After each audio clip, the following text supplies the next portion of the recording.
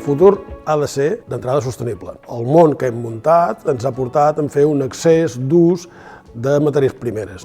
L'energia no és una cosa que nosaltres anem traient de la terra, petroli, carbó, gas, etc., perquè això s'acabarà, sinó que simplement aprofitem allò que ens ve donat, com pot ser el vent, com pot ser el sol. La transició energètica és transitar d'un model actual basat en combustibles fòssils a un model on la font d'energia és neta, prové d'energies renovables. Cada intervenció és emissions de CO2 que no emetem en el nostre planeta, que ja està en una situació de crisi i d'emergència climàtica. Al principi costa arrencar i va agafant embranzida i intentar que això faci l'efecte bola de neu.